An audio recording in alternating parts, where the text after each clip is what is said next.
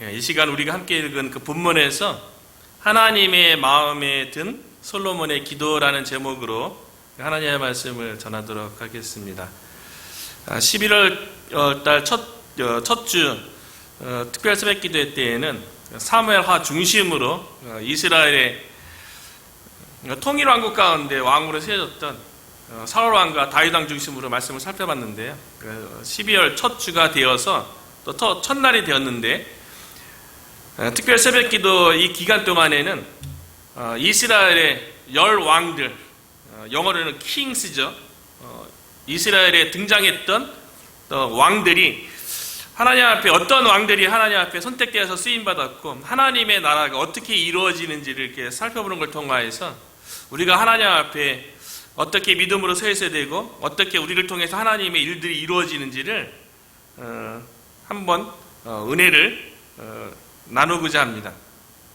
하나님께서 이스라엘 왕들을 세우는데요. 이스라엘의 첫 번째 왕인 사울 왕하고 두 번째 왕인 다윗 왕은 하나님께서 선택해서 하나님께서 세우셨어요. 오늘 본문에 등장하는 솔로몬 왕도 하나님께서 선택해서 세우신 왕이죠.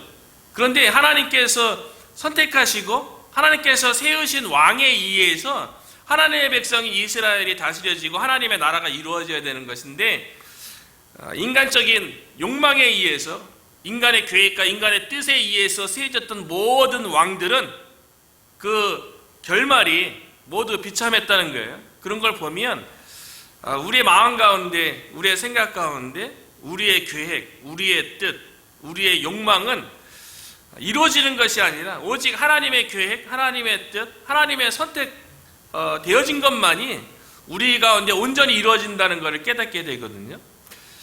하나님께서 이스라엘의 초대 왕인 사울 왕을 하나님께서 선택하시고 사무엘 선지자를 보내서 기름 부어서 이스라엘의 왕으로 세웠지요. 그런데 사울 왕은 시간이 지나면서 하나님의 뜻이 아닌 자신의 뜻대로, 자신의 욕망대로 왕노릇 하려다가 그 결과는 블레셋과의 전쟁 가운데 죽임을 당하게 되고 그 시신이 다 각각에 찢어져서 베산 성벽에 박히는 아주 비참한 결과를 가지고 왔어요. 그리고 그 이후에 하나님께서 선택된 왕에 의해서 이스라엘이 다스려져야 되는데 스스로 왕이 되고자 했던 사울 왕의 아들이었죠. 이스보셋의 결과를 보더라도요 너무나도 비참하다는 것을 볼 수가 있어요. 궁궐에서 낮잠 자다가 자신의 신하에 의해서 목이 베어져서 비참한 결과를 맞게 되죠. 그 다윗 왕 때에는요 하나님께서 세우지 아니한 다윗의 세 번째 아들인 압살롬이 아버지를 반역하고 스스로 이스라엘의 왕이 되고자 했기 때문에 그 결과를 우리가 봐서 잘 아는 것처럼 자신이 가장 자랑했던 머리카락이 에브라임의 수풀에서 나뭇가지의 머리카락에 자기가 자랑하는 것이 자기의 장점이 나뭇가지에 걸려서 목베어 죽임당하는 그 비참한 결과를 맞이했고요. 다윗의 노년에 아들 중에 또 아버지를 반역하고 스스로 왕이 되고자 했던 아들이 있어요. 넷째 아들 아도니아예요. 그 다윗 왕의 첫째 아들인 암논은 그 이복 여동생 그 다말을 겁탈했다가 압살롬에 의해서 이제 죽임당했잖아요. 그리고 둘째 아들인 그 성경에는 길르압 또는 다니엘이라고 기록되었는데 이른 나이에 죽었어요. 그래서 성경에 언급이 없어요. 이름만 언급되어 있고 그리고 셋째 아들인 압살롬도 아버지 반역했다가 죽임당하고 그 다음 이제 넷째 아들이 아도니아예요. 그러니까 아도니아 마음속에선 아버지가 이제 노년이고 힘이 없을 그때 자기 차례라고 생각한 거죠. 그래서 다윗의 부하 중에 자기가 같이 마음을 같이 해야 하고 항상 악한 일 가운데는 같이 하고자 하는 자신의 이익을 쫓아서 같이 하는 자들이 꼭 생기기 마련이잖아요. 아도니아가 아버지를 또 반역하고 스스로 왕이 되고자 했지만 하나님에 의해서 세워진 왕인 솔로몬 왕에 의해서 처형되어지는 인간에 의해서 세워진 뜻, 계획 모두 무너질 수밖에 없다는 거죠. 이런 걸 보면 열왕기 계속 앞으로도 뭐 이스라엘 여러 왕들을 우리가 살펴보겠지만요, 오늘날도 마찬가지인 것 같아요. 오직 하나님의 계획, 뜻만이, 하나님의 방법만이 하나님의 나라에서는 이루어진다는 거죠. 인간의 계획, 인간의 뜻, 인간의 욕망은 처음에는 호응받는 것 같고 처음에는 성공하는 것 같지만 그 최후는 비참한 결과라는 것을 보여주는 거예요. 다윗 왕 이후에 그 다음 왕으로 선택받은 왕이 누구냐면 솔로몬이에요. 그런데 어떻게 솔로몬이 선택되었을까? 오늘 본문에도 보면 8절에서 주께서 택하신 백성 가운데 있나이다. 그들은 큰 백성이라 수유가 많아서 셀 수도 없고 기록할 수도 없나이다.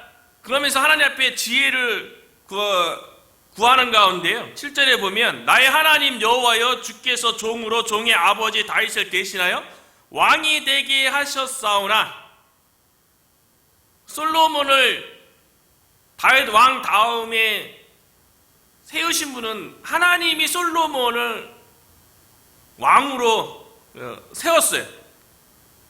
그런데 솔로몬이 어떻게 다윗 왕 이후에 이스라엘의 왕으로 세움을 받게 되었는지 그 배경을 보면요, 참 하나님의 은혜라는 것을 깨닫게 돼요. 솔로몬은 아버지가 다윗인 건 맞죠. 그런데 아버지 다윗이 왕궁을 거닐다가 불륜으로 다른 남자의 아내인 자기 부하였죠, 우리아의 아내였던 밧세바를 범해서 불륜으로 태어난 아들이 솔로몬이에요. 그런데 솔로몬이 이스라엘의 세 번째 왕이 되었다는 거죠. 근데 어떻게 그 솔로몬이 하나님께 선택받아서 이스라엘 왕으로 세움받으셨을까? 아마 그 배경에는 다윗이 밧세바를 왕으로 불러들여서 하나님의 말씀을 어겼지만 그 대가로 밧세바가 첫째 아들을 낳았는데 한동안 좀 자라다가 심하게 앓게 만들어요, 하나님께서. 그거로 인해서 아버지로서 그 갓난아기를 향한 그 아버지의 마음이 있지 않겠어요? 심히 앓는 그 가정 가운데 다윗이 철저하게 그 아들을 위해서 밤새서 금식하면서 하나님 앞에 기도하죠. 그런데 그 다윗이 범죄한 죄로 인해서 첫째 아들을 데리고 가요. 그리고 그 가정 가운데 다윗만 자신의 그 불륜으로 인한 그 죄로 인한 하나님 앞에 회개를 했을 뿐만 아니라 또 밧세바도 밧세바는 어쩔 수 없죠. 왕이 그 왕궁에 그 왕으로 이렇게 선택했다고 하는데 아무리 남편이 있다 할지라도 거역할 수는 없는 거잖아요. 고대 사회에서는. 밧세바도 아마 아들 잃어가는 그 가정 가운데 엄마로서 참 기도하고 눈물로서 회개하지 않았을까. 그 가정 가운데 하나님께서 또 다른 아들을 밧세바에게 또 다른 아들을 주었는데 그 아들이 솔로몬이에요. 그 다윗이 밧세바를 되게 많이 사랑했던 것 같아요. 그래서 밧세바가 첫째 아이를 잃고 상심했을 적에 둘째 아이의 탄생을 인해서 밧세바를 위로했고요. 그런데 그 과정 가운데 하나님께서 다윗과 밧세바가한테 은혜줬다는 것을 무엇을 알 수 있냐면 다윗 왕 때 선지자였던 나단을 통해서 밧세바를 통해서 태어난 아들의 이름을 다윗은 솔로몬이라고 이름을 지었죠. 그런데 하나님께서 나단 선지자를 통해서 솔로몬에게 다른 이름을 주셨는데요. 그 이름이 무엇이냐면 여디디야예요. 그래서 사무엘하 12장 24절에 보면 다윗이 그의 아내 밧세바를 위로하고 그에게 들어가 그와 동침하였더니 그가 아들을 낳음에 그의 이름을 솔로몬이라 하니라. 여호와께서 그를 사랑하사 선지자 나단을 보내 그의 이름을 여디디야라 하시니 이는 여호와께서 사랑하셨기 때문이더라. 여호와께서 그를 사랑하사 다윗을 사랑했대요. 밧세바를 하나님께서 사랑했대요. 그래서 그 사이에 태어난 아들의 이름을 선지자 나단을 보내서 여디디야, 여호와께서 가장 사랑하는 사람, 여호와께서 가장 사랑하는 사람이라는 여디디아라는 이름을 주셨다는 거죠.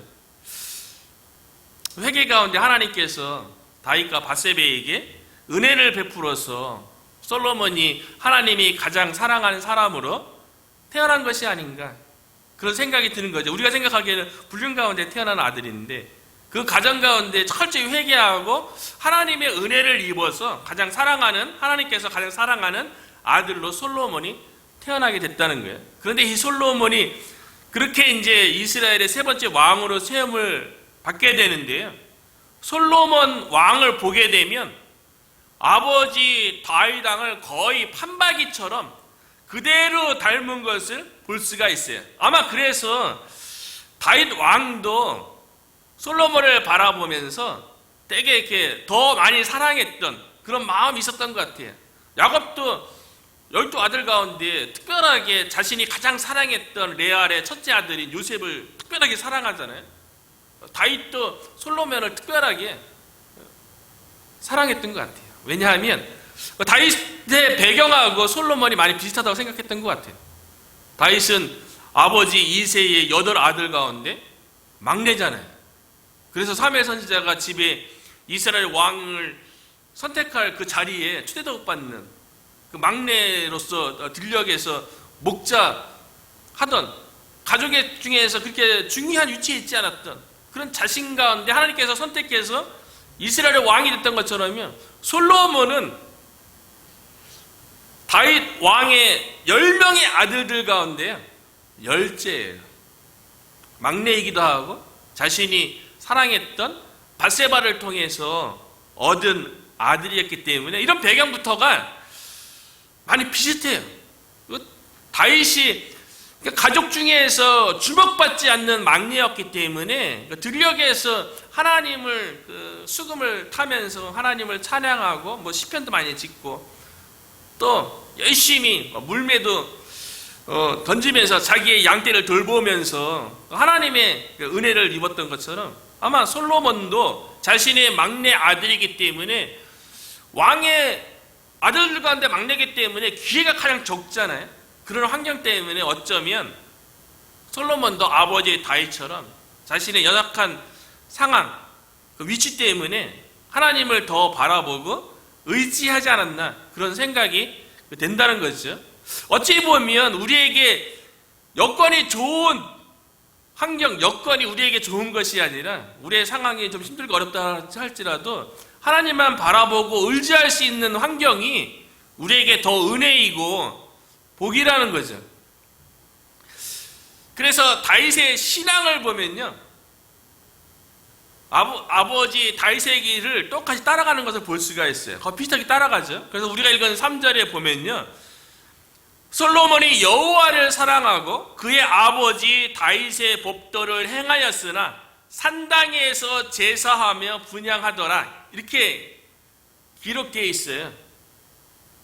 솔로몬이 아버지 다윗에 의해서 축복 가운데 이스라엘의 세 번째 왕으로 세워졌어요. 그런데 솔로몬을 보니까요, 여호와를 사랑하고 그의 아버지 다윗의 법도를 행하였다. 신앙생활 가운데 가장 기본 중에 기본이고 가장 중요한 게 하나님을 사랑하는 거죠. 하나님을 사랑한 마음을 갖는 거예요. 예수님도 구약의 가장 큰 율법이 무엇이냐고 묻는 부자 청년에게 구약의 율법을 둘로 딱 나눴잖아요. 축약해갖고 얘기한 게 뭐냐면 하나님을 사랑하라, 그 내 이웃을 내 몸같이 사랑하라, 이건데 이게 두 계명을 말씀하셨는데 사실 이 두 계명도 하나의 계명이에요. 그 첫 번째 계명이 뭐냐면 하나님을 사랑하라. 하나님을 사랑하는 마음이 있어야지 이웃도 사랑하는 마음이 있는 거거든요. 왜냐하면 이웃을 사랑하는 마음은 하나님을 사랑하는 그 마음 가운데 주어지기 때문에 그래요. 그러니까 하나님을 사랑하는 마음이 표현되어지는 게 이웃사랑인 거예요. 그러니까 하나님 사랑하고 이웃사랑하고 분리된 게 아니고 하나님 사랑이 이웃사랑으로 나타나는 거죠. 그런데 솔로몬이 여호와를 사랑했다는 거예요. 다윗도 여호와 하나님을 사랑했죠. 하나님의 말씀에 아주 순종했던 그런 솔로몬이라는 것을 알 수 있죠. 그래서 그의 아버지 다윗의 법도를 행하였다라고 얘기하는 거예요. 아버지 다윗이 어떻게 왕이 되었습니까? 왕으로 어떻게 하나님이 일들을 행했습니까? 다윗이 이스라엘의 두 번째 왕이지만 자신의 욕망대로 자신의 뜻대로 이스라엘을 다스렸던 게 아니고요. 이스라엘의 진정한 왕은 여호와 하나님인 것을 온 이스라엘 백성 가운데 오벳 에돔에 있던 법궤를 가지고 와서 왕이 거하는 예루살렘에 그 법궤를 둠으로 이스라엘의 진정한 왕은 여호와 하나님인 것을 보여주었죠. 그 다윗의 마음에 실질적으로 자신이 왕이지만 자신의 욕망대로 왕 노릇한 것이 아니라 이스라엘의 진정한 왕인 여호와 하나님의 그 뜻대로 이스라엘 백성 가운데 여호와 하나님이 왕으로 다스리도록 순종했던 왕이라는 거죠. 그래서 이스라엘이 하나님의 백성이 하나님에 의해서 다스려지는 나라가 되도록 했던 왕이 다윗이에요. 그렇기 때문에 다윗이 이스라엘의 모든 왕 가운데 가장 이상적인 왕이죠. 하나님께서 기뻐했던 왕이죠. 그런데 그 다윗의 법도를 솔로몬이 행했다는 거예요. 그래서요, 다윗이 왕 되자마자 처음으로 한 일이 무엇입니까? 좀 전에 얘기한 것처럼 이스라엘의 왕은 다윗 자신이 아니고 여호와 하나님인 것을 보이기 위해서 오벳 에돔의 집에 있었던 하나님의 법궤를 가지고 오는 거죠. 그 가져오는 가운데 불상자도 있었고 기럇 여리임에 또 그곳에 또 법궤가 있다가 결국에는 예루살렘에 법궤를 가지고 와서 다윗의 장막에 그 법궤를 가져다 놔요. 그 법궤가 예루살렘에 들어올 적에요, 다윗이 어떻게 그냥 가지고 온 것이 아니고요, 나팔을 불고요, 찬양대를 조직해서 찬양 가운데 그 법궤를 가지고 와요. 그리고 다윗의 장막, 이 장막은 성막이 아니에요. 다윗이 법궤를 놓을 수 있는 장막 텐트를 만들었어요, 예루살렘에다가요. 그리고 다윗의 장막 안에 법궤를 가져다 놓고 그것에서 하나님을 찬양하는 일들을 했어요. 다윗은 예루살렘에서 하나님의 찬양의 제사를 법궤에 있는 다윗의 장막에서 하나님 앞에 드렸거든요. 그래서 이스라엘의 왕은 여호와 하나님인 것을 자기 스스로 고백하고 이스라엘 백성 가운데 선포한 거죠. 그리고 그 이스라엘의 왕인 여호와 하나님의 뜻대로 이스라엘을 다스린 거예요. 그런데 아들 솔로몬도 보면요, 오늘 본문에 보면 어디에 가냐면요, 4절에 보니까 이에 왕이 제사하러 기브온으로 가니 거기는 산당이 큼이라. 솔로몬이 그 제단에 1,000번제를 드렸더니, 솔로몬은 왕이 돼서 처음으로 한 일은 무엇이냐면 기브온 산당에 간 거예요. 아버지 다윗은 오벳 에돔의 집에 있었던 법궤를 예루살렘에 가져온 거고요, 아들 솔로몬은 기브온 산당에 갔다는 거예요. 근데 이게 똑같은 거예요. 왜 똑같았냐면 이스라엘 백성이 가나안 정복한 다음에 하나님의 성막, 하나님의 성막은 영어로는 태브너클이죠. 그러다 성전이 있고 휘장을 지나 지성소가 있는 모세의 율법대로 지어진 성막, 그 성막의 지성소에 이제 법궤가 있게 되는데, 그 성막이 어디에 있었냐면 원래 실로에 있었죠. 사사시대 동안 실로에 있었어요. 그리고 엘리 제사장 때에도 실로에 한나의 가족들이 가서 하나님 앞에 막 제사를 드리고 막 그러잖아요. 희생 제사를 드리고 그러잖아요. 실로에 있었어요. 그런데 이스라엘이 블레셋의 전쟁 가운데 법궤를 가지고 나갔다가 블레셋의 법궤를 빼앗겼죠. 그리고 나서 실로에 있었던 성막이 있을 거 아니겠어요? 그 성막이 어디로 옮겨지냐면 기브온 산당으로 옮겨져요. 기브온은 예루살렘에서 북서쪽으로 9km밖에 안 돼요. 나중에 다 거기까지도 다 예루살렘이 되는 거거든요. 그러니까 예루살렘 왕궁에 있던 그곳으로부터 북서쪽으로 9km 떨어진 가장 가까운 근접한 곳 기브온 산당에 성막에 옮겨져요. 성막에 무엇이 있습니까? 가장 중요한 거는 성막 입구에 들어가면 하나님 앞에 짐승으로 희생제사를 드려지는 번제단이 성막에 있는 거예요. 그 앞에 물두멍이 있는 거고요. 희생제사를 드리고 소를 씻고 그리고 성소로 들어가는 거죠. 모세의 율법에 의해서 지어진 성막이요, 실로에서 기브온 산당으로 어떻게 옮겨졌는지 기록은 없지만 다윗 왕 때에 기브온 산당에 성막이 그곳으로 옮겨졌음을 역대상 21장 29절에 보면요, 옛적에 모세가 광야에서 지은 여호와의 성막과 번제단이 그때의 기브온 산당에 있었으나, 오늘 본문과 똑같은 본문이 역대상에서는요, 그래서 기브온 산당이 이방인의 제사를 지내는 그런 산당이 아니고요, 그 기브온 산당에 여호와의 성막이 그곳에 있었기 때문에 그래요. 법궤는 이미 블레셋을 빼앗겼다가 나중에 하나님의 그 진노에 의해서 블레셋 땅에서 오베데돔의 집으로 옮겨지고 기럇 여아람을 갖다가 예루살렘에 다윗 왕에 의해서 옮겨진 거 아니겠어요? 다윗 왕 때에 여호와의 성막이 태브너클이요, 기브온 산당에 있었기 때문에, 근데 기브온 산당이 큰 산당이라는 거예요. 그 산당에 솔로몬이 왕이 되자마자 그곳에 희생 제사를 드리러 갔다는 거예요. 왜냐하면 예루살렘에는 법궤밖에 없어요. 다윗의 장막에 법궤만 있는 거예요. 그래서 찬양의 제사를 드릴 수 있는데 희생 제사를 못 드리는 거예요. 그런데 솔로몬이 기브온 산당에 가서 1천 번제를 드렸다는 거예요. 번제는 짐승 한 마리를 불에 태워서 번제단에서 하나님 앞에 드리는 거잖아요. 근데 기브온 산당이 큰 산당이래요. 1천 번제 그러면 예전에, 요즘은 그렇게 희생하는 분들은 좀 적은 것 같아요. 제가 한국에서 인천에서도 사역하고 마지막 오기 전에 삼본에서도 사역했는데, 삼본에서 사역할 적에 어느 권사님이요, 천일을 작정하고요, 새벽 기도회 때마다, 예전에는 많이 그렇게 작정했던 것 같아요.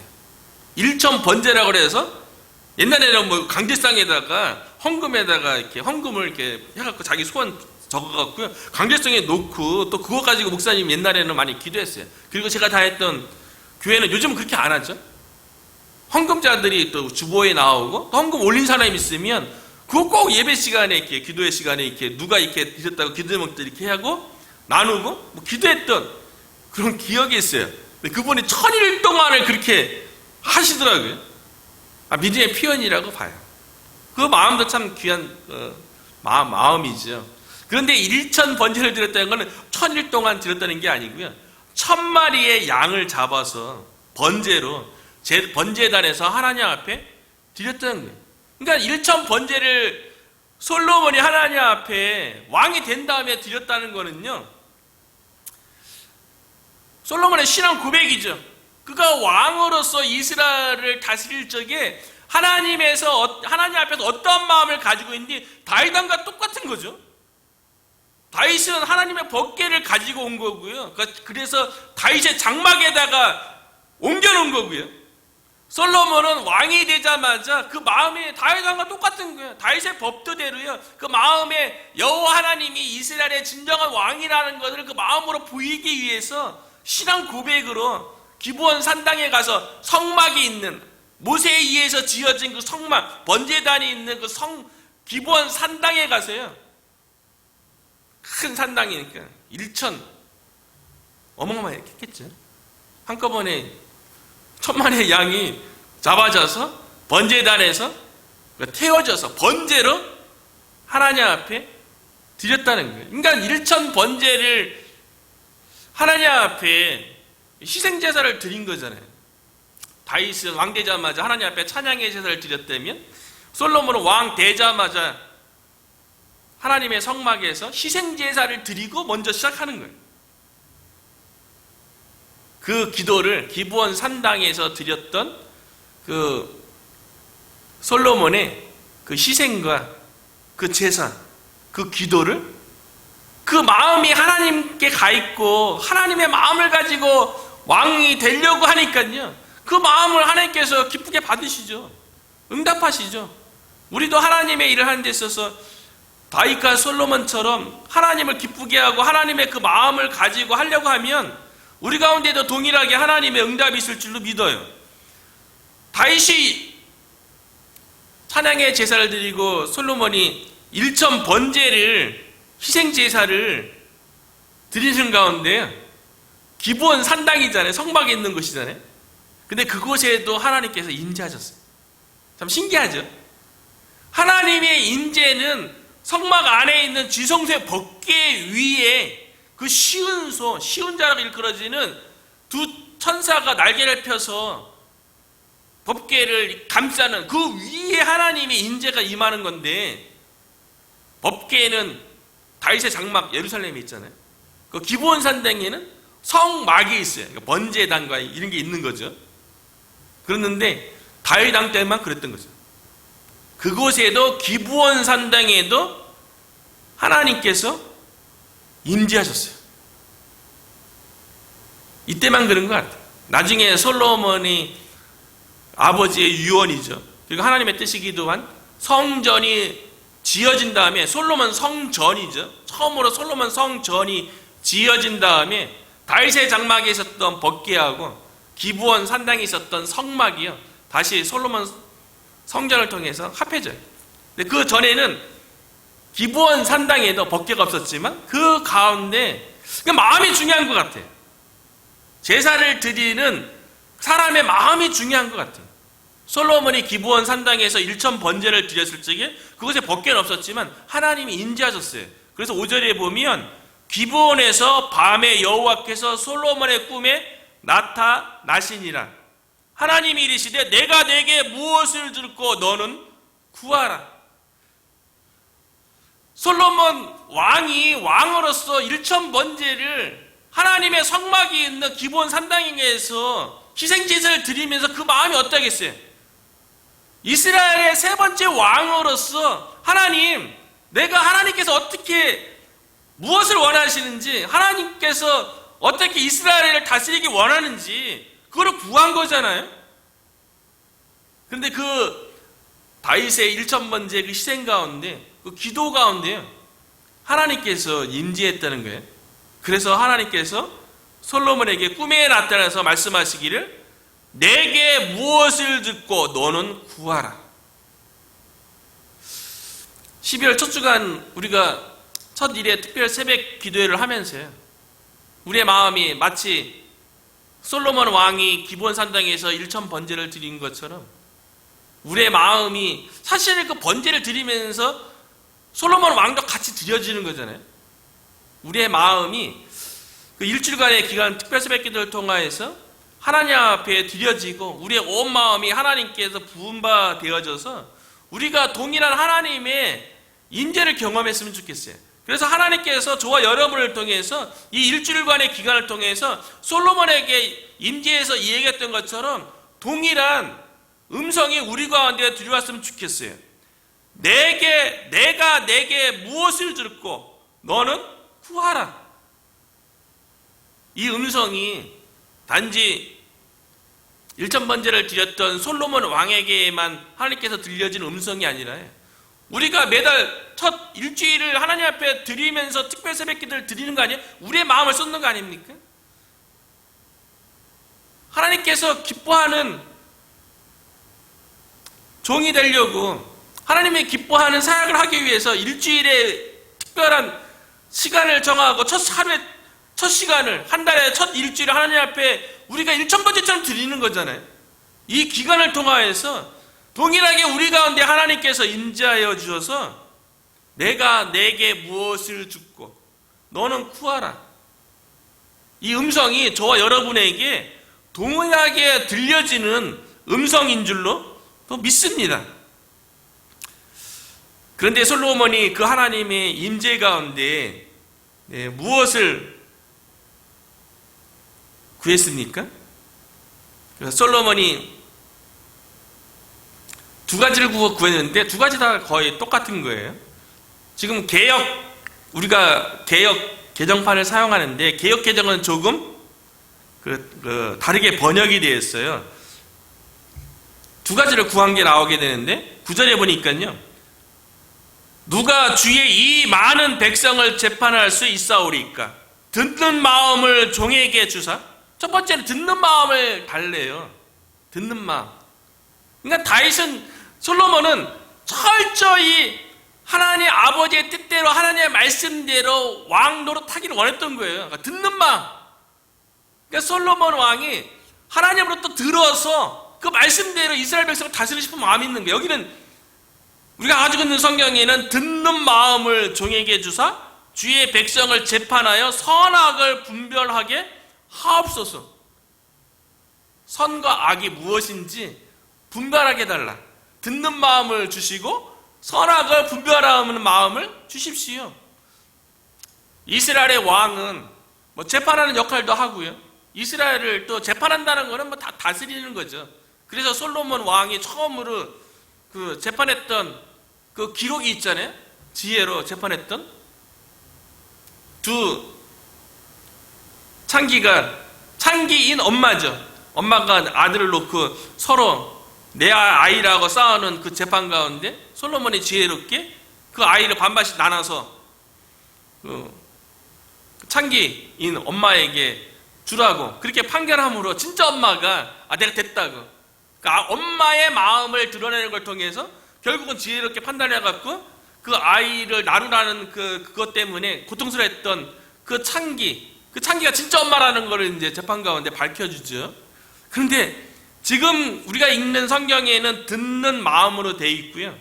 이전에 가지고 있었던 개역 성경에는 지혜로운 마음을 구했어요. 지혜를 구했다고 되어 있어요. 그러니까 듣는 마음하고 지혜로운 마음, 이게 또 선악을 분별하는 재판할 수 있는 것 아니겠어요?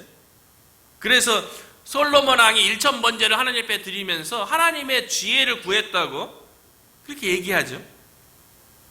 그런데 하나님의 인재 가운데 하나님의 기뻐하는 그 마음을 가지고 1,000번제를 드리니까요, 하나님께서 내가 내게 무엇을 줬고 너는 내게 구하라.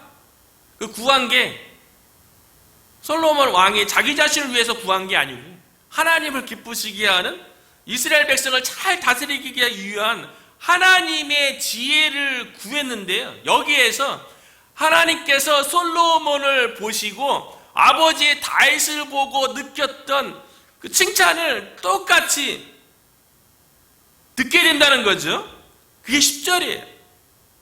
솔로몬이 이것을 구하며 지혜의 마음을, 선악을 분별하는 마음, 지혜의 마음을 구한 것 때문에요, 그 말씀이 주의 마음에 든지라. 주의 마음에 든지라.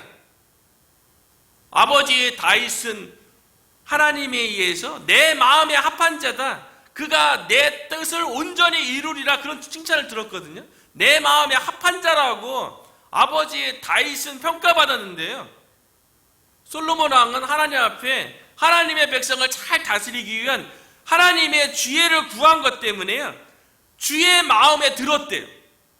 이게 정말 중요한 것 같아요. 누구의 마음에 든다는 것. 이게 참 이것처럼 누군가를 흡족해하고 기분 좋게 하고 그런 일이 없는 것 같아요. 우리들도 자녀들 보면서 내 마음에 든다라고 얘기할 적이 얼마나 있겠어요. 참 쉽지 않은 거잖아요. 내 주변에 있는 사람들을 바라보면서 내 마음에 든다라고 얘기할 만한 사람이 얼마나 있겠어요. 모든 사람이 죄를 범하였으니 인간의 모든 마음에는 다 죄성이라는 게 있어갖고 연약함과 부족함이 다 있기 때문에 사람을 보고 내 마음에 든다라고 얘기할 사람 없잖아요. 가까이 있는 사람도, 가족 중에도 내 마음에 정말 든다라고 그렇게 얘기할 사람이 별로 없잖아요. 그런데 거룩하신 하나님께서 솔로몬 왕을 보고요, 주의 마음에 든 자라, 마음에 들었대요. 솔로몬의 하나님의 지혜를 구하는 그 기도만 마음에 들었겠어요? 솔로몬의 신앙생활, 솔로몬이 왕으로서 그의 삶 가운데 모든 것이 하나님의 마음에 들었겠죠. 그 하나님의 마음에 들었던 솔로몬의 기도를 하나님께서 들어 응답해 주시는데요. 저와 여러분도 우리가 일주일 동안 특별 새벽기도를 통해서 우리의 마음을 쏟고 마치 솔로몬의 1,000번째처럼 하나님 앞에 이제 1,000번째를 드리는 거죠. 그런데 하나님의 마음에 기뻐하는, 하나님의 마음에 드는 기도를 드려서요, 솔로몬이 하나님께서 응답해 주시는데요, 솔로몬은 지혜를 구했는데 하나님이 너무 마음에 든 거예요. 너무 흡족한 거예요. 하나님의 마음은 하나님의 백성에게 가 있죠.